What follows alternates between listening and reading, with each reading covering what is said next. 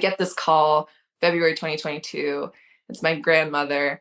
And she was just like, hey, I don't really know how to start this conversation, but your father's body has been ID'd and he's basically been a cold case in Montana since 2003. And I'm like, oh my God. Like, I don't even know how to react. It was the craziest phone call I'd ever gotten.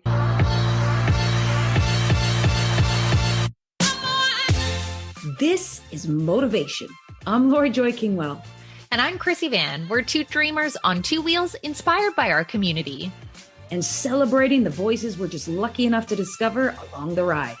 So if not already, like, subscribe, follow along, do what you gotta do to not miss an episode. Imagine navigating through life's uncertainties on a motorcycle, where visibility is limited and each turn could either lead deeper into the unknown or towards a revelation. Life, much like a motorcycle ride through dense fog, demands a certain resilience and courage, especially when the path ahead is obscured. Carlenn Smith's journey has mirrored this very experience. Her route shrouded in the unknowns of her past, specifically the whereabouts of her biological father, a mystery that loomed like a thick mist over her life. The breakthrough, akin to a sudden clearing in the fog, came in an unexpected form, a cold case that had remained unsolved for over 2 decades. Now, this wasn't just any case, but the story of her father, known after his death as the Cliff Doe. His identity hidden by the veil of time and silence was finally revealed through the convergence of Carlenn's DNA and the relentless dedication of those who refused to let the forgotten remain so. This moment of clarity where the fog dissipated to reveal a long-hidden truth marked a pivotal point in Carlenn's journey. For Carlenn, the discovery of her father's fate was a beacon cutting through the fog, illuminating a part of her identity that had remained elusive. It's a reminder of how in our quest for self-discovery, the pieces of our puzzle may come together in the most unforeseen ways. In this episode, Carlenn shares her path to understanding who she really is, beyond the mysteries of her past. It's a story about looking inside for answers, finding peace in the midst of confusion, and how knowing your true self can guide you through life's fog. Join us to hear how Carlenn's journey of self-discovery leads to a life lived with purpose and authenticity. This is the Motovation.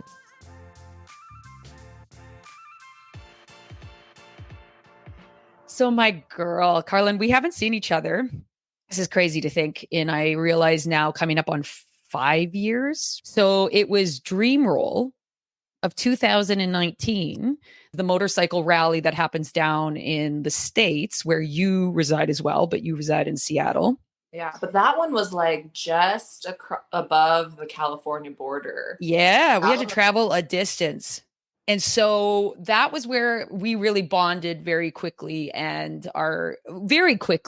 you were kind of one of those humans that almost instantly I was like, oh, you're one of my soul people. That's how I felt about you. Because when you're just like on the dance floor, just like... That checks out. That tracks. That tracks, like, yeah, it does. That's my girl. Yeah. That's my honey. It brings in all the bays. And so, yeah, but it was that kind of moment where we instantly kind of clicked. And actually we spent very, very little time over the last 5 years physically around each other, but there's always that little check-in. There's a beautiful thing. And one of the things on our ride back, which was still to this day, one of my favorite rides was you, me, and Sid. We were riding, who also we met that weekend. She's from Edmonton, Alberta. I love the Canadian lady. I was going to say you're in a Canadian sandwich. Yeah. Canadian riding sandwich. We need to name that, but we digress. Oh my God, but it was such amazing riding though. The three of us, we were cruising down the 101 and it was just like the same speed, same ride style. And it was just like, whoa, this is rad. Let's fucking go. Yeah, I've never, ever that's why it stands out so much to me. There was a synchronicity to the riding of the three of us that I've never, ever to this date, ever danced on the road consistently for that long. We rode for like 2 days, big long rides, 2 days. and what we would pass cars almost every single time, perfect sync. Like it was, and I was at the back and you were leading, and it was a magical. And we stayed at this Airbnb, which at random, we got it that day, and this little cabin. And that's where we got a chance, once we were away from the groups and the crowds and this kind of quiet space, to get to know each other a little bit deeper. And that was when I got a little bit of your story of your upbringing and the fact that your mom had come over from the Philippines, correct? Mm-hmm. Yeah. And just the fact that, and one of the things that even then had stood out was that you had not seen your biological father since you were a young child, and that didn't really know where he was. But you had an incredible family system, and it was just kind of like, it was something that was noted even then. And fast forward to kind of what we're going to talk a bit more today. And you've already shared in a beautiful way that this is something that you haven't overly talked to or about, is that your dad's story came back around just a few short years ago. And it came back around in a very extraordinary way. And so before we kind of speak to what I mean by that, let's just really start out of what that was for your experience of having your biological father, and what you knew it to be at the time growing up. Yeah. I have this weird thing with dreams, actually. So I'll just start there, because there is this repetitive dream that I'd have, and there's no shapes. It's literally just lights and colors. And I can remember these certain particular colors and kind of getting lifted, and just this feeling of love and warmth and coziness. And I've talked to my therapist about it in the past, and I've talked to my mom about it. And then I saw this baby photo of me, and the colors matched perfectly with the blanket. And when I explain it, my mom's like, "Oh my God, that might have been the day that your father said goodbye to you." And then when I talked to my therapist about it, she's like, "That's really rare to have those memories." But there was a point when I was pretty young, because my biological father had a gambling issue. He just wasn't really ready to be a father. And fast forward to where I'm at now, I had this other dream after I had found out about him. Actually, he came to it, and it was just this other guy who's about my age, after everything had happened. And he sat down next to me, could barely look me in the eye in this dream. And he's talking to me. We're sitting around this fire, and he's like, "I'm sorry I wasn't there for you. I really didn't know what I was doing." And then I finally looked him in the eye and shook his hand, and realized who it was. And I'm like, "I'm so glad to finally meet you." And then I realized when I woke up, oh my God, he was my age now when he disappeared and died. And so of course, that memory would be of him at that age. So it's just been this weird, circular thing where it's I had this dream before, and then I had this dream after. I don't know why that came to me right now. Glad it did. That's profound. And also to have been able to have the conversation with your mom or your therapist to be what might this mean? But then when you talk about the dream that you've had in recent time, there was no need to get further clarification. You knew exactly who was communicating with you and why. Yeah, it's bizarre. But so growing up, my parents have been very open and honest about just kind of not knowing where he is. My dad is amazing. He is the ideal man. He's he's just a wonderful communicator, very transparent, very honest, very open. And I am so lucky and fortunate to have a male figure in my life like that. My mom and I talk about it all the time, about how lucky we were to have someone like him in our life. And so growing up, there wasn't that traditional father wound, I guess you could say. I think it may have been present in some other ways, but not in the traditional sense that's depicted on TV or movies or whatever. because I had a wonderful person to look up to. And like, that's my dad. He's been around since before I can remember.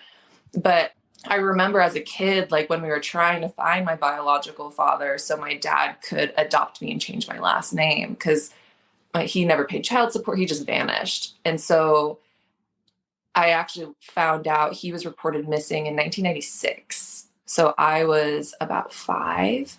So he's been like MIA for most of my life. But I remember like early in the days looking for him, and we were going to all of his like hot spots, like Kenmore Lanes and like all the other stuff where he would like go and like drink and gamble and just like shoot darts or whatever. I'm just like, wow, is this where I get it from? Yeah, I was gonna say the apple didn't fall far from the tree. I know. But yeah, no, and I went to Kenmore Lanes somewhat recently, like within the past year or two, and I was just like, whoa, I remember this from childhood. Like, it was bizarre. But I think it was, so this whole thing, this whole chapter of my life, this kind of like rediscovery kind of happened pretty much immediately when I turned 30. I like literally broke up with my longtime boyfriend the morning of my 30th birthday, like just knowing like it wasn't right. There was a lot of things to it, but it just like was like, fuck, I'm not ready to get married. This isn't my person. I'm trying to make this work, but it's not working.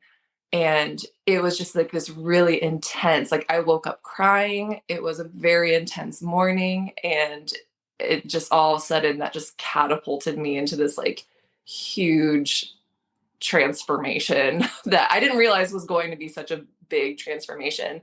But so for a month, I was just kind of like couch surfing and like how to like get a bed, get a mattress, get like rebuild completely, find a new place to live. And my best friend and I, we'd known each other since 3rd grade.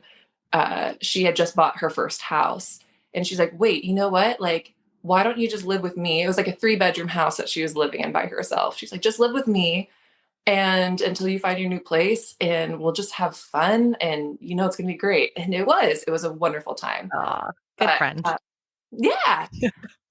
And so I spent so much time.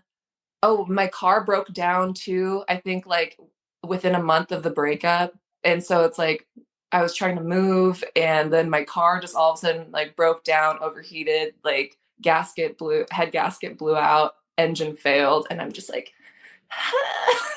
Right. It's all the things. Like, It always I works was that ready way. for a test, but not this test. oh my God. It was like everything was going wrong. Everything that could potentially go wrong went wrong. And all I really had left at that point were just like my support system, my dog, and my motorcycle. And I lived on that thing and for like a solid year, like all season. That was my only way of getting around. I was like, I saw the pictures. You really did. Yeah. I know. And like for context for where people are listening from, she also lives in the Pacific Northwest. Like our winters are not dry at all. It's like weeks sometimes where you do not see the sunshine and it just rains constantly. So just because you're like, oh, they live out west, they don't have snow, still not ideal riding weather. Continue. No. It got to this point, actually, I had gotten like this interim job at this motorcycle shop. And it just got to this point where they were all so concerned because I didn't have appropriate rain riding gear. And I was riding in the rain. And then they're just like, stop. I think we have a secondhand use like rain suit somewhere. And like, it's like this triple XL yellow daddy like rain You'd suit. make it work. You'd make it work. And I was like, hell yeah. If anyone can, it's like you. my power suit. All of this stuff was happening. It was just like shit was hitting the fan, and just going through it, was living on my motorcycle, just ended up all this time, all these trips that I had planned with my ex, all of a sudden those trips were canceled. So I had so much PTO that was no longer in use. And so I just spent so much time traveling. And then I ended up quitting my job at the time, which I had also been in for 5 years, because I just wasn't fulfilled and I had no idea what the next thing was. But it's just, I knew I needed time on my own to kind of like figure things out. I had like this major identity crisis. I didn't know who I was anymore. What do I like? And so I turned 30, June 2021. So it was around February 2022. So around this time, 2 years ago already, I was on my California friendship tour. After I turned 18, I impulsively moved down to San Diego because I was like, screw this, I need sunshine. And visited some friends, stayed with a friend in San Francisco I hadn't seen in like 10 something years. So I don't know. I have this thing of being with friends with people and seeing them years later. I love that though. Yeah. So I visited her, and then my other friend, we were going to road trip down the California coast. I had never really like visited parts of the California coast, and she had just bought a car. She's like, how about you come with me down to Delata's baby shower? We'll drive down together so I can like ride my new car, and then we can hit the coast. And I'm like, perfect. Let's do it. And we were just outside of this beautiful park, which I want to go back to on motorcycle and go camping there. But I get this random call. There's no caller ID, but it's from home. I can tell. And I usually don't answer unknown numbers. But then that day I was just kind of like, Lil, I'm going to answer this real quick. And I answer it. And it's my biological grandmother on my biological father's side, who I haven't talked to in a while. I connected with her after my freshman year of college. I got really curious. My parents had both said, like, once I turned 18, if I wanted to find my biological father, my mom's like, I have a social security number. We can hire a PI. We can do whatever we need to find him. But I ended up like looking him up, not really finding anything, but finding something that seemed like my grandparents.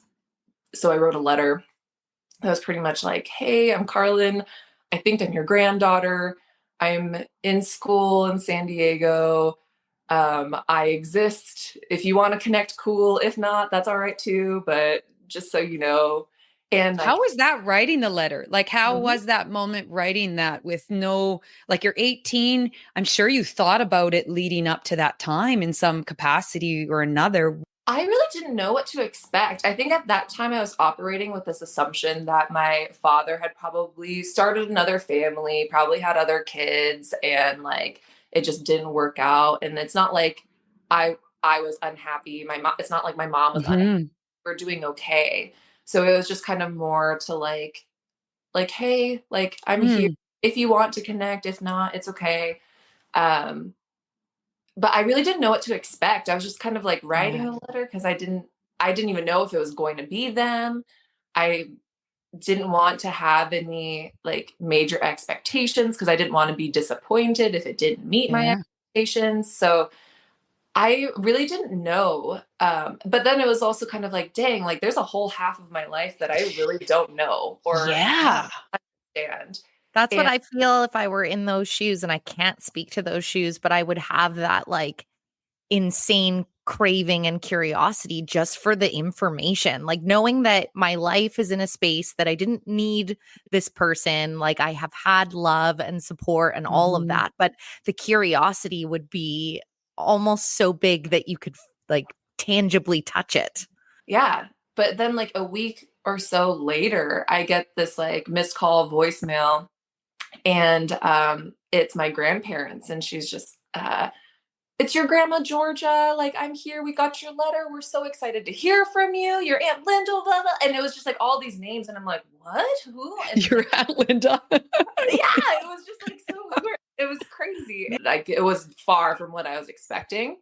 But they ended up coming down to California, and I got to meet them. We had dinner together, and I pretty quickly gathered that they also hadn't seen my father and had no idea where he was. And just with like the body language, I could just tell it was a sore topic, you know. I remember my grandfather like not necessarily avoiding eye contact, but like when his name came up, like he definitely just kind of like there's just this tension. There was a shift. There was a shift around it that was like more so than just like, oh yeah, we don't really know what he's up to. It's like there's something there. 100%. Yeah, no, that's exactly how it felt. And so then I was just kind of like, oh, okay, like I guess we can forge this relationship. And it was also like a hard thing too for me at that time, where I was kind of like, wait, you've known I existed this whole time. Yeah. Like, yet, like, I'm the one reaching out to you and trying to like build this connection. Like, why? Like, what's the deal? You know? And so there's just a lot of questions. And then, like also just like the realization that I didn't really know much about myself or my history.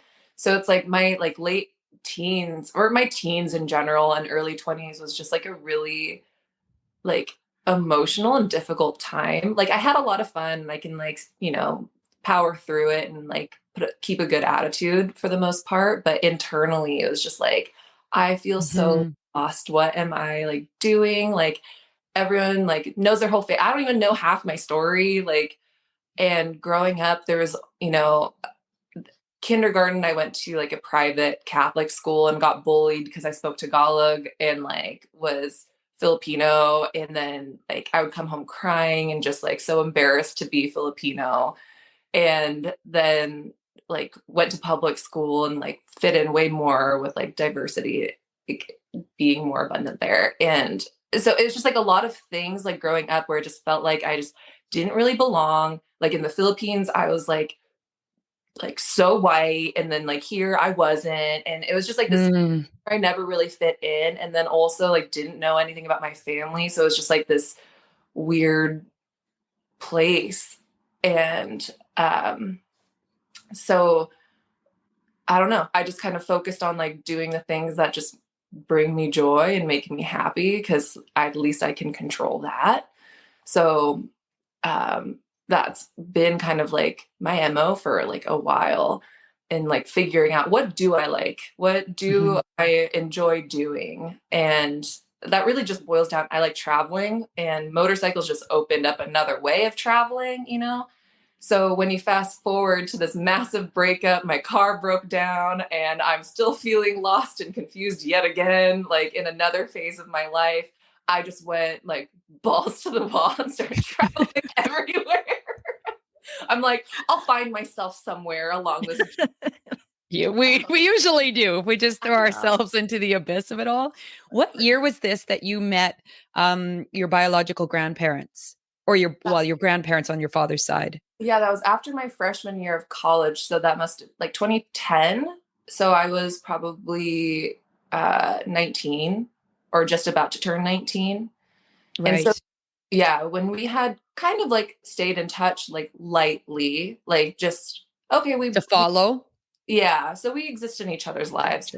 Yeah. So then fast forward to February 2022, I get this random call, and ends up being my biological grandmother. And it's not that I don't have her number saved in my phone, but like they just happen to move a lot, like back and forth from the Washington Oregon border, and they're retired, and they like have very specific things that they're looking for in a house. So I'm just kind of like, why are you guys moving so much? Like, is there something else going on? Like, is there witness protection? Like, what is this?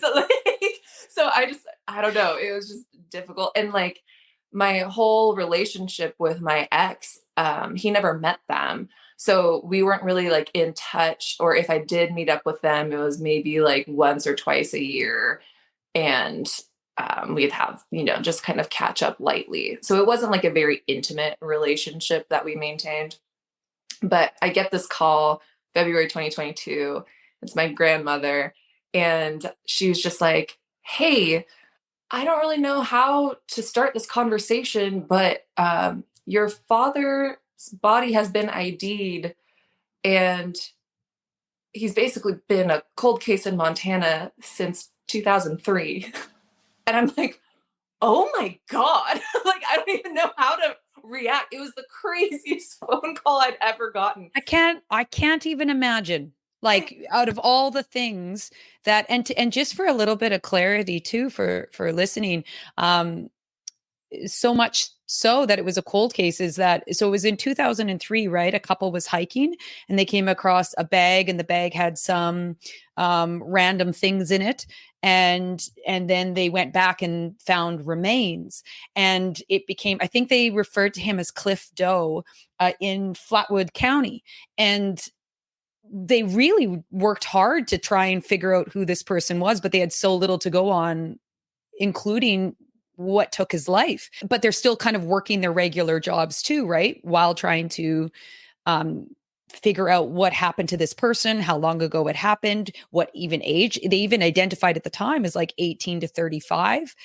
So is this, and you sent us the links, and we listened yesterday on one of the really popular podcasts. Crime Junkie actually covered the case as a plea to the communities that, like, if you know anybody that's gone missing, because he hadn't been identified yet, it was still just a missing person, and they had very little to go off of, and they were hoping that DNA would, like we always do, the 23andMe and those kinds of things are helping solve a lot of these cases, which, if I'm correct in my thinking, was the key in the end, or one of the keys, was it not, to identifying your father?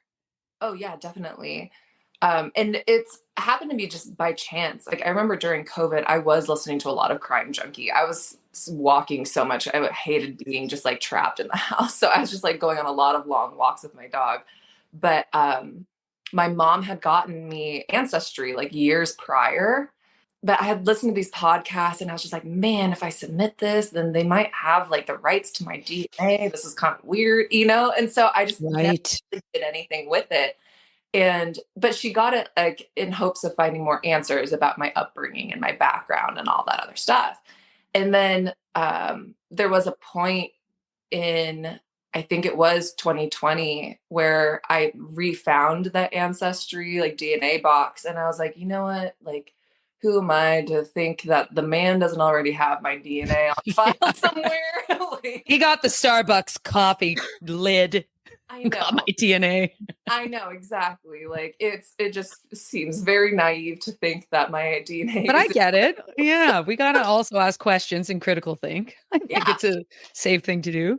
I know. Well, and like totally off topic, but 23andMe in current time, and I've done it as well, but they have a massive data breach that's very public. So those risks and concerns were valid. Yeah. So I just bit the bullet and then ended up submitting it because I was like just curious. And that was, I think, like the fall of 2020 when I ended up submitting it.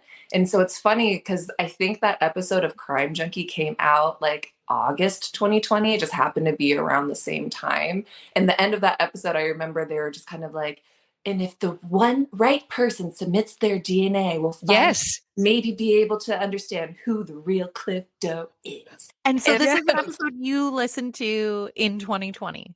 Yeah. No, I remember listening to it. Crazy. It's crazy because one of my dad's best friends lives in Kalispell, which is like in Flathead County. So growing up, like we would spend sometimes like visiting Dave's family and like staying like right in this area. And the weird synchronicities after the fact too, because I think it was 2008, my dad had this near-death experience on a little lake in Montana with just really fast weather change that ended up flipping a canoe that he was in, and someone just happened to be around, but he had to get airlifted to the nearest hospital for like hypothermia. He was fine, but it was like within a 5-mile radius of where my biological father's body was found. Wow. It's so weird. And then the hiker that found my biological father's remains, his name was Ed, and so was my dad's dad. And so there's just like some weird things. And then in the past few years, Highway 2, which is kind of like the weird Forest Service road, because it's deep in the woods to get to where my biological father's remains were found. I mean, they were hunters. They were like deep in there when they found it. And even just like in the recent I don't know, within the past year or two, when we've gone to like visit the site or what have you, it's like a major trek and there's like trees growing. It's so overgrown. And I'm just like, this is deep. Like, it's also not a place that you would just like go hiking. You know what I mean? Like there isn't really like an end goal or destination like in the area that he was found. So I'm just kind of like, something ain't right. This is Yeah, still questions. So it's like you've gotten this life-changing call. You're on this big travel quest, you get this call. What happens now that you have this bombshell of information? Yeah. that it took me a while to kind of like really process it because it was also in the like within 6-7 months of just like my life completely uprooting too. And so I was just kind of like, what is going on right now where everything is just like completely changing in my life. And like that night, I think there were just over the course of like that week, there were just so many times when it just hit me. And I'm just like, oh my God, I really did just get that call. Like, oh my God, like my biological father's body was found in the woods. Like, it was just like very weird to process. That night, I ended up FaceTiming like my family group chat. And it was probably like 11 p.m. Like I had gone to the bar with my friend and was just kind of like buzzed. I'm just like, I need to tell my family. So like I like call them. It's like 11 p.m. and I'm like kind of drunk and I'm just like, we'll see who answers. All of them answered. My mom's like on the couch playing Candy Crush on her iPad. She's like, hi, babe. And my dad waking up, like turning on a lamp, and he's like, huh, are you okay? He's like in Minneapolis on a work trip. And then like my brother's like in LA, he's in college. So he's like, oh, what's up? And my sister's like in her like room too. Like, what's up? I'm like, whoa, everyone answered. Hey, big news. My biological father was found and he's been a cold case in Montana since 2003. And it was just like, what? it was Right. it was crazy. And so shortly after that, I ended up going out to Montana with my father's family. And we went to the police station where they had all of the like evidence. And my mom always told me the story like of one of the last times I saw my father, where he came in these like sunglasses, and apparently I was like, oh, the sunglasses man. Like little like 4 or 5-year-old Carlenn, like, oh, the sunglasses man, and like saying goodbye to him. And then one of the things that was found in the backpack were these pair of sunglasses that were like in pretty good condition too. And I was just kind of like, sunglasses man. And they were just, yeah, there was just a lot of like random little things. There was a book, it was like a sci-fi book, like pages of it. I ended up buying the book. I haven't read it yet. I started, I think the first chapter, and it was so technical. And I'm just like, you nerd. Like, You're like, this is really smart. I know. And it was just bizarre, just like seeing all of these things and the model that they had made of what he may have looked like based off of just the remains. There's a hole on the right side of the skull, like right above the jaw, like around here. And so no one has been able to agree on what that was or what the cause of death was. Some people say it's pretty consistent with like blunt force trauma or a gunshot wound to the head. And then some others were saying that it happened after death, like animals trying to like stab, whatever. So there's inconsistent analysis on what the cause of death would be. So it's like, even then it's like, okay, now I have these answers of where he was, but there's still not an answer of what caused it. And I fell down this rabbit hole. Like I got really absorbed in trying to crack this code and crack this story. And I had this whole whiteboard. My friend and I had started recording some conversations, like interviewing my Aunt Lyndall, my grandparents, and trying to kind of understand what was going on before he went missing. So from what I found also at that time, she had told me that after my mom left and they had gotten divorced, I also learned that the whole relationship between my mom and my biological father, like meeting, getting pregnant, getting married, getting divorced, and splitting, all happened like within a year. Wow. Uh-huh. And I was like, what? And I was just trying to imagine being in that situation at that age, like, and Yeah. around my like age at the time too. So I'm just kind of like, this is crazy. What? And so it was just like a lot of new information about me, my life, like just coming up. It's kind of overwhelming to think about now too, just like how I much bet. information was given and how much change I was like forced to face within the past couple of years. But yeah, we ended up like going and like seeing the site. I brought my dog with me. She was with me through all of this too. So that was also like kind of nice. I ended up going back, I think, in July because Ed wanted to put my father's name on this cross because he had erected this cross like on the site, just, marking where it was found. And so in October 2022, we had this like, do you remember that like freaky nice weather that we had October 2022, where it was just like 80s, like, Yeah. I was camping in Squamish. I know exactly. yeah. Yes. So I ended up riding my motorcycle out to Montana in like late October. And like the weather was perfect. It was crazy. And so I just did this solo trip out there, rode out to meet Ed because he was going to put my father's name on that cross. And so I just did road therapy, Mm-hmm. out there with him, or rode out there by myself and stayed with family friend Dave, and was able to kind of like deal with all this on my own, which I feel like has usually helped me process things in the past.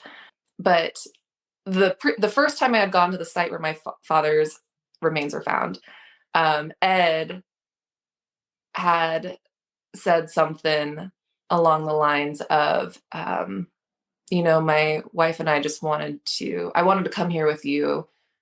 And my wife and I just want you to know, like, and hope you realize that your father didn't abandon you. And that just was like, is that like, it was just a weird thing to hear. Mm-hmm. I think it was just like something that I had feared or kind of felt for so much of my life, but just kind of internalized so deep, And I think that's why I was just kind of like, well, he probably has a new family and that's okay. Like, it's whatever. Like, I'm okay. I'm fine. Like, I'm not like hurting in massive ways or whatever. But it's like when he said that, I was just kind of like, damn, I guess I have been living my whole life thinking my father just like didn't really want to be with me, And so that was like a really weird thing to hear. But he also like elbowed me at some point and he's like, if all these cops weren't here, I'd burn one for him. And I was like, Oh, Ed. yeah, Ed. And so when I went back in October, I like brought a joint and I'm just kind of like, hey, Ed, so now that the cops aren't around, you want to... I love that picture of you. I think you sent it to me. I remember I saw it online or whatever it is. It's still, Yeah. I just love it. Yeah. And so that second trip when I went by myself and like put my father's name on the cross and like was just there with Ed and Shelly, who was the deputy coroner. I befriended a deputy coroner. But yeah, so the three of us and all three of our dogs, we were all just like there together that day. And it just felt, that was the moment where it felt like there was some closure. And then I was able to like ride back on my own, and I had the dream about my father around like the campfire, like shortly after that trip too. So it just kind of felt kind of like this, like, okay, like I didn't abandon you. I tried to do the best I could. Shit happened, shit caught up with me, and like, we're here. This is, you can move on with your life. Because I'm curious, like I know you were talking about, that process once you have the news and then you have more questions than answers once again. And to be really clear, like when you're saying that they weren't sure, the cause of death, like one of the things that was entertained on the table, of course, was this homicide where you're starting to think, is there someone else involved? So after you have that journey that brings a little bit more peace and closure for yourself, was there still the whiteboarding and that like yearning to find the answer, or where does that curiosity land now? There are definitely still questions there. I think my friend Lexa and I kind of fell down that rabbit hole with the whiteboard and like getting all these stories and recording all these conversations just to kind of get a better understanding of what happened. Because there was one article, I think I had sent that to you guys, that was written at the time, that gave the most information about like the evidence and speculations about what could have happened. So we had that. And so then we were interviewing family members. But his last confirmed location was in Blythe, California, which is like right like on the California-Arizona border. And there was a missing person, and like Lyndall, my aunt, had also like kind of reached out trying to find my biological father, like around that time. I guess he had called her at some point, like needing money because the situation was really bad. And she didn't know what that situation was, what was going on. He was trying to leave Blythe, California. And then police had kind of asked questions around there. And I guess where he was working, someone there said that he had gotten on a Greyhound bus to Vegas. And then Lyndall tried to like file missing persons there. And at the time, there weren't like, cell phones and things like massive at the time. And so the cops were just like, honey, this is Vegas. Like, okay, if we happen to find him or arrest him for whatever reason, we'll tell him to give you a call. And then like, that was pretty much it. So there was no confirmation of whether he actually made it to Vegas, if he actually went there. And then like years and years and years and years later, his body's found in like the middle of the woods in Montana. So I still don't know. And I think for a while, the fact I didn't know was really bothering me, because it's like, okay, I just learned all of this about myself. This whole mystery's been unveiled and I still can't get answers, And I was really frustrated. I was really distracted by it, like just trying to process it. It was really frustrating. I was very frustrated at that point in my life too, because it just felt like there were no answers. And it's just kind of like, I just need answers so I can move forward. And then I think at some point, I don't even know like what it was. It might've been that road trip or the motorcycle trip out in October, where it was just kind of like, you know what, like we hardly are ever blessed with answers to some of our biggest questions. And like, I can't be putting that much weight or like putting my life on pause waiting for answers that may never come. Being able to like sit and think in your helmet and just kind of like be actively moving and stuff too. Road therapy is real. It helps. 100%. I think what you said there is so important for anybody listening in any situation you're in, is that sometimes when we're left with that, like if I just knew this feeling would go away, or if I just had this answer, I would know what my next right move is. And even when you were talking about, going on exploration before you even got this news, you were already in a state of exploration and asking and looking and finding out. And it's those moments where having answers is important. It's information. It helps us process. It helps us make sense of things. But I don't think anything in life is ever going to make full sense. And we hope it will, because then all these tougher feelings go away. And that's just not how it works. It's becoming accepting of the chaos a bit that is life. Yes. Being thankful the answers that we do have, but also being non-attached to the answers that are still out there that may never be answered, and that not tying them to our happiness or our well-being or the key factor to being able to progress in our life. 100%. And that road therapy is those moments where like you look around and it's reminding you of like all the beauty and the chaos when you're on the road. And it's that kind of thing of like, if I can have appreciation for it here, it always seems to like mirror parts of our lives that we really struggle with, that all of a sudden we're able to like accept more because of what we accept on the road, even to a certain extent that gets off, you know what I mean? Cause like, we're not like, I'm only going to go ride if I know that I'll come home safe and the weather will be nice and the, you know, like, yeah, we might not be headed into a lightning storm if we're cozy in our home, but like when that's part of it is all of the unknown. But then we want such solid ground in our day-to-day lives. And it's one of those things that I just think it's profound that, you know, what you just said in that is like, I had that kind of like, you know, it is kind of what it is at this point. One question I have, and that's a terrible way to sum it up because you said so much more than that. That's not how you ended it. It is what it is. But you heard what she said, so there it is.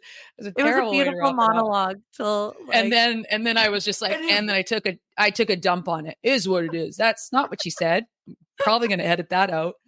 No, I'm not. That gets left in always. That definitely. Definitely.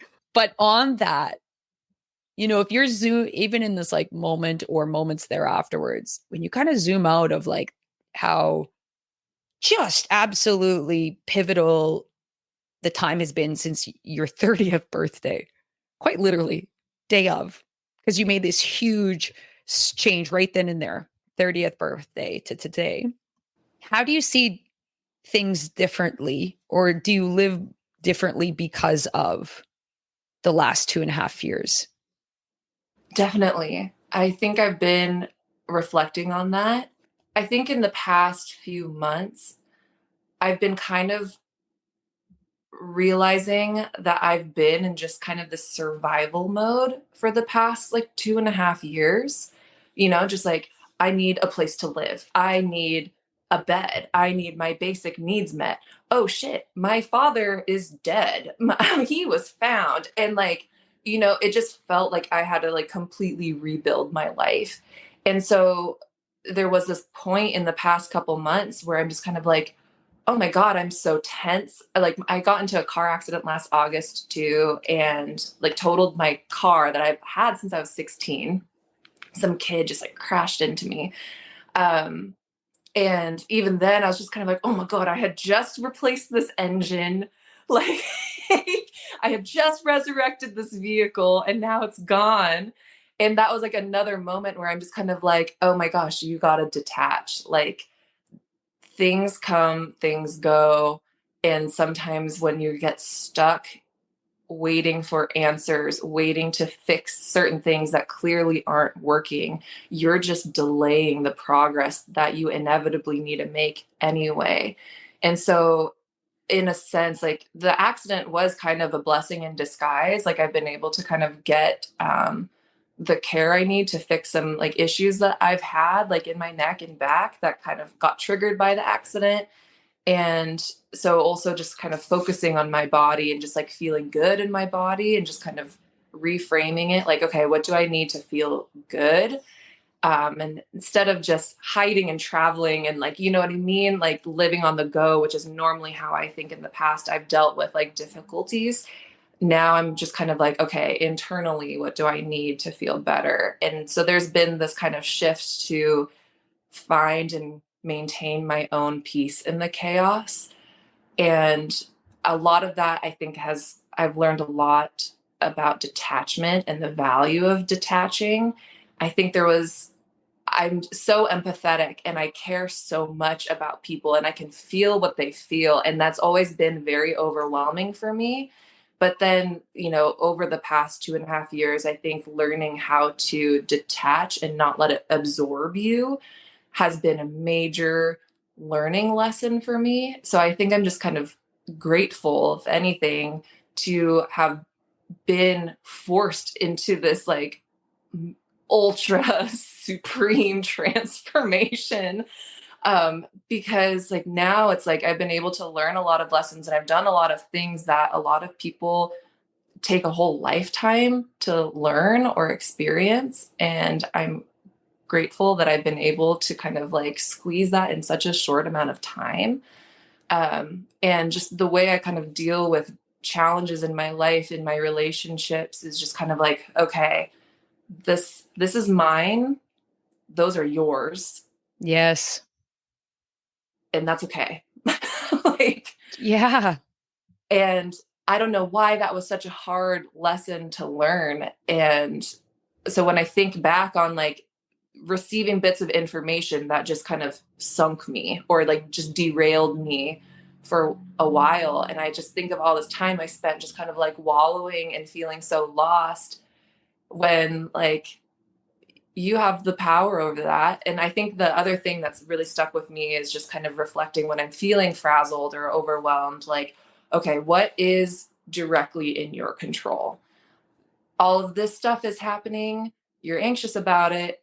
You have no control over that. That is completely out of your control and power. Why are you wasting energy worrying about it and thinking about it? Like, whatever you can directly control, focus on that and focus on the things that make you feel good in here. Because then everything else that's meant for you will stay, and the things that aren't will go. And that's the easiest way to filter through it. Howler. Howler. I think that basically transitions us into our other musical treat for you. I wasted my musical notes on that. Hallelujah. Motivation Maintenance. I really had a special kind of bad note on that. Tip top of that one. How we do. And before we even go motivation, when you said, that struggling to not take on other people's things as our own sort of thing, I think is a lot of us women have a difficult thing. And it's a journey to see that, understand that, and recognize healthy boundaries that actually not only actually serve the other people actually better by creating boundaries and recognizing what's yours and not yours to be of service and to be of help, because so much of our lives are we've got the feminine and the caretaker that's already a bit just kind of biologically within us. And then you have society that's really pushes into us like that's our role. And I notice myself included in this, and a lot of my friends and a lot of the women in the generations before us have always really struggled and are learning to identify that and create a different dynamic earlier in this generation. And I'm hoping in many ways cycle breaking that, because it is one of those things where, like you just said, if it's not for you, it filters it out. But there's also that other angle where it's like, I've said this to a couple of friends as of lately over this last week and stuff, that we're having a hard time letting, certain people go or create more distance or boundaries. And it was one of those things that if you're somewhere and if you're showing up in a way that isn't from a healthy space kind of thing, like a neediness or a desire to be the people pleaser or the fixer, whatever it is, that you're actually blocking what's to come into their lives as well. Because if you're where you shouldn't be, then you're blocking what's meant to come in for them. So you're blocking a different teacher, a different experience, or something else that's meant for their learning and their capacity. Mm-hmm. So it's not only, so you're actually not helping. You're helping in the way. Their growth. It's like taking the plant and choking it. And if you choke a plant, it's not going to grow. Yeah. I'll help you grow. Let me stretch you very hard and fast. I got you. Pop that goddamn head off the flower. No, that's very spot on. I 100% agree. And I think that's another thing too, like boundaries are more boundaries are so essential for everyone. Yeah. And they're loving. It's not like you're going to stay away because it's like, it's loving, saying, I love myself enough and I love you enough to create a safe space for the both of us. And if we can't together make that space safe, then I've got to step further away or create more space out of love again for myself and for you. Because if, it's toxic that's not good for you either. And so it's one of those things too. It's like, I think when we think of boundaries and the pushback, it's that's out of scarcity and that's out of not trusting ourselves and our own rootedness and groundedness. But like, I can create a boundary with I used to fuck up that in my head big time. I was like, I have a boundary, fuck off. Get back. And it's actually, no, it's not. It's not at all. Yeah. No. And it's funny that the topic of boundaries has like come up just organically, because that's something that's been prevalent in just like the things that have been going on in my life recently, where, you know, my family has obviously gone through this journey with me and just figuring out everything that's going on with my father. I also found out I have a brother. So, okay. Episode 2, part 2. That was another thing that happened. When did you find that out? That was like, I think I met him. It was like October, November, 2022. Like, after a lot of this. So that was also like, yeah. So that was a whole nother thing. But anyway, that's, I guess, it's still unfairly. No, it's still growing. Yeah. And answers that are coming, and I'm just, because he would have had just as many questions as you. I assume they didn't. Mm-hmm. Yeah. Well, he had, so when I had written my letter, like I had already known my family had existed. He wasn't, that was what he was going through in 2022, is just like this like awakening of like that side of the family. So, it's just crazy. Everyone has their own timelines. And then that's kind of going back to what you're saying, like being able to kind of like figure out your boundaries just kind of keeps you in your lane, you know, like, and it's not like the path through life is clear cut anyway. There are so many paths. So it's like, if you can kind of like narrow it down and understand like, okay, this is my path. I kind of know the direction I want to go. There's scenic routes. There's like more direct routes, of course. Yes. But those boundaries just kind of like make sure that you stay on the right path for you. And your boundaries will also help other people find their own path. If they're like, hey, am I part of your path? Nope, that's not it. And then like, okay, cool. Like maybe this is my path over here. And like, if you can help other people find that path through boundaries, then like, that's the best form of love you can really give anyone. And like, I'm also going through all of this, like my mom, when earlier, I think you were kind of talking about just like the generational kind of curses and troubles and emotions that a lot of women carry, like through motherhood and like their mother's wounds. And it's just like all the stuff that just carries through. And this generation, I've been, you know, having my dad in my life, who's such an open communicator, and having all of the difficulties and trauma and struggles that my mom has gone through, and like her family just dealing with poverty in the Philippines, and then like journeying to the US, like joining the army to even stay here and become a citizen. Like she did so much and has sacrificed so much for her family, for other people around her. And I think now she's kind of getting to this point of where she's like, well, what about me? And kind of figuring out like, okay, wait, I can set boundaries to find and create and maintain this inner peace. So this journey has also brought me very close with my family in just the different ways that we process difficulties and move forward from it. So now we're kind of like in this point where we're recognizing and that some of that generational trauma is kind of breaking, because we're finally like laying it all out on the table. Like, these are the things that hurt me. Mm-hmm. These were really fucking hard, but we worked through it. We're here. And it's having that vulnerability to be real about your insecurities, about the things that have really bothered you over the years.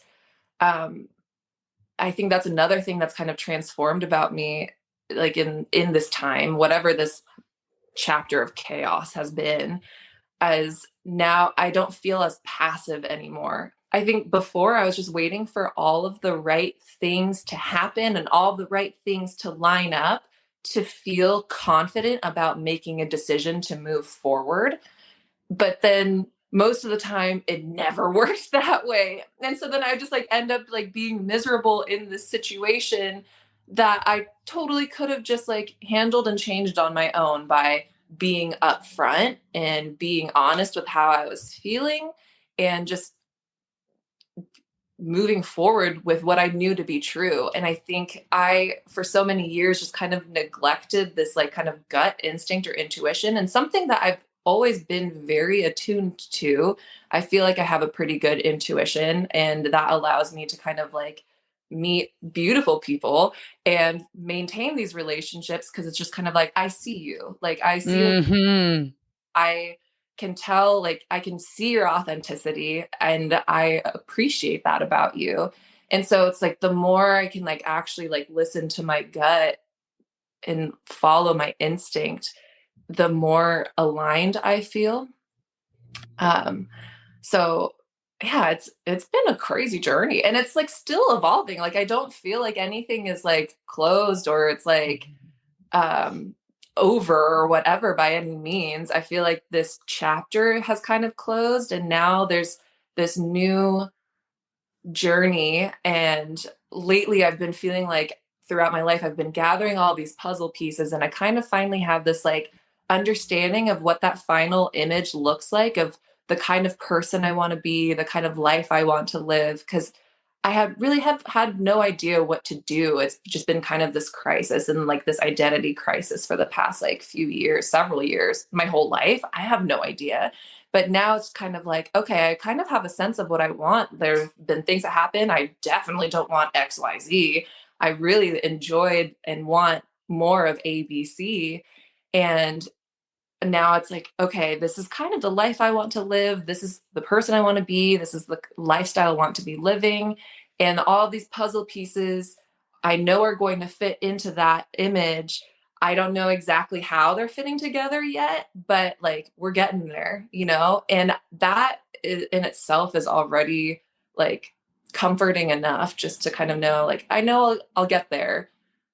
Who knows how, but I have an idea of what I want. And that's just like the main driving force, you know? Well, and there's no way with Yeah. what you shared there that people aren't resonating, especially when you speak to Oh God, that yeah. intuition and when we do ignore it and what that resistance feels like and what that ultimately creates in our life and the freedom that can be found. And just as you say, it's not freedom because you've found all the answers or you know what the outcome, it's actually in the letting go and the trusting. Yeah.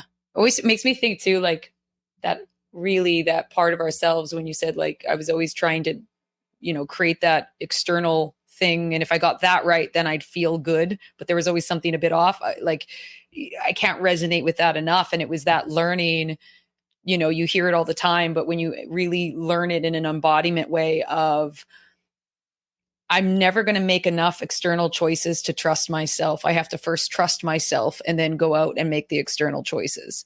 And it doesn't matter what those choices are after that in many ways, because they're coming from such a rooted space within myself or a knowing space within myself that they're going to lead me to wherever it is that there's not so much kind of a weight put on the what's going to happen, because there's a trust there. Because it's this different trust within self versus like, if I just get all of these things right, then I can look like I did it. I trust, I'm a good, I'm a adulting person, where it's like, it just never really falls because there isn't this like, the only thing I can keep thinking in my head is like this rootedness. And even though it continues and those roots go deeper and all the above with the continued work, it changes the whole dynamic of how a person lives when you go to that really dark shadow space within yourself and let the chaos kind of come all out and rebuild, like you said, like the rebuild. And both Chrissy and I have been there and are in it still in our own ways, and the next chapter of it and all the different There'll be things. many And cycles, I'm sure, through this side of life. Yeah. Like I'm in a rerouting or a deeper rooting right now. And I just like every day I'm just like, oh my God, I just feel like, like so blissfully excited, but also like, wow, this is a lot. I'm looking at a lot of shit right now within myself. Some of the things I'm like, oh, that's that is hard to look at. But I'm like, but that's also my freedom on the other side of it. So I'm just like, let's fucking go. Yeah, it's You true. know? Yeah. So I think that kind of leads us now into, I'm not singing again. I would. Like it's the Motivation formula. maintenance. But yeah, motivation maintenance. So it's essentially a tool that we can add into our life toolkit, perhaps a practice that people can implement into their own lives based on the lessons that you've learned on your journey. So what would be one that you could share with us? My brain moves a million miles an hour. Like, oftentimes I get to this point where I feel like I have 1,000 tabs open. And anyone who's looked at my phones, when you look at like Chrome or Safari or whatever, I remember one time someone was like, "What the fuck? You have 500 tabs open?" And I'm like, "Oh, you can close This is those?" resonating deep. That's why Lori pointed at me. Chrissy, Yeah. literally, that's what she's like. My brain's kind of like open tabs in a computer. So it's crazy you just use that reference. She just said it like a couple of weeks ago. Yeah. That's No, hilarious. and that's how my brain feels sometimes. I just like, there's so many things I want. There's so many things I like. There's so many things I'm trying to process. And I'm like, I can do it all. I can do it all. And so there are times when I just feel like overload and thoughts and like the things that are going on in my head where I'm like keeping tabs of things only in my head. And then I can kind of feel myself just like spacing out because I'm trying to compute so many things in here. So a few things that I do, sometimes I do when you're talking about grounding, like just kind of feeling rooted again, or just kind of going back to the basics, or when I can tell I'm just like tense and I'm like, oh my God, I can't even do a deep belly breath because I'm just like thinking and I'm so tense of all these things that I need to be doing. I am such a bath addict. Okay. This is like This is why Carlenn and I were soulmates. All these things. All these I things are have the reason quite we were soulmates. literally upgraded my bath game to the point, like clearly I love like glowing shit and whatever based on my condo, but I have submersible lights for my bath. So there's chromotherapy. I always have bubbles and Epsom salts like in Yes. vault next to, and I live in a very small place, but those are my fucking essentials. Yeah, Yeah. it doesn't like my tub is so shallow. I'm 5'10" and like I can barely fit in that tub. If my upper body's in it, my legs are out. If my legs are in it, my upper body's out. That's our bathtubs. Yeah. It doesn't I've matter. committed though. Yeah, it doesn't matter. Doesn't I matter. just need to like be in water. Like that's just the one thing that I found. I always feel way more just at ease internally when after I take a bath or soak in some water or like go swimming or something. Like I know that about myself. I just need water. Sometimes I'll even like go to the ocean, like do a weekend out to the coast just to like watch it and just like stick my toes in or something. Like that's the one thing that's always like grounded me. When I'm fortunate enough to be in a tub that fits me. And I love also doing breath work in the tub. Like, so if I can get to the point where my upper body is just like in the water and do deep breathing, the feeling of my body like rising and falling in the water just adds more to that sensation. Oh yeah. That is really illuminating, at least like for me. And that's like super grounding because breath work is one thing, but when you can actually feel the air going through your body and like how it affects you in the water, it's just there's just like a physical aspect to it. Baths are a pretty essential thing for me in terms of like internalizing, but I also do like brain dumps. Like, I don't know about you. I'm also really visual. So sometimes when I have a lot of shit going on in my brain, I'll try and like categorize it by like the big things. I'm like, okay, this is work. I'm like a one-man marketing team for multiple companies. So I'll be like, this company, my relationship, my personal stuff.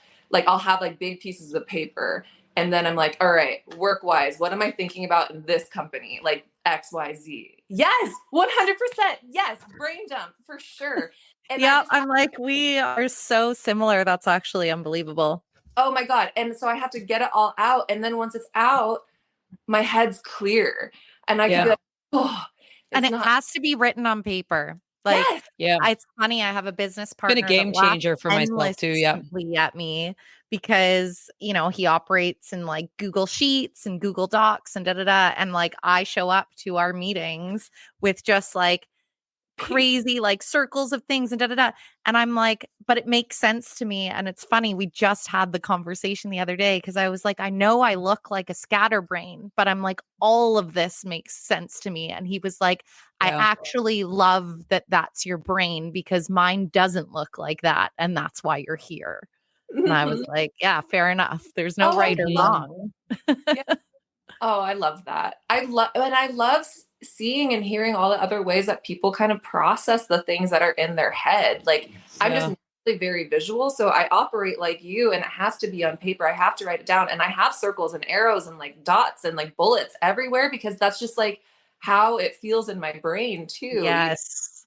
Yeah. I Those have are never great loved ones. motivation maintenance more. And it's not because I'm like, I do that too, but I'm just like, I feel so like seen and understood in a different way, if that makes sense. And exactly that. It is fascinating because we're all so different. Like people that look at how you and I operate would be like, how in the fuck? Like, Different strokes, different folks. right? Yeah, you heard it here first. You heard here first. Motivation Podcast. I don't Hell want to yeah. put you on the spot because I don't know if you saw or not, but we often end with a little quote or favorite nugget of wisdom. So I'm curious if you have one for us. Some words that I've always kind of lived by Maya Angelou. I would like to be known as an intelligent woman, a courageous woman, a loving woman, a woman who teaches by being. Well, after that, that is your motivation. You've just listened to the Motovation Podcast with your host, Chrissy Van, and me, Laura Joy Kingwell. Thanks for joining us along the ride. We've got new episodes dropping every Monday, and we're all about community. So follow us on Instagram at Motovation Podcast and visit our website at themotovation.com. And in the meantime, tanks full and full throttle.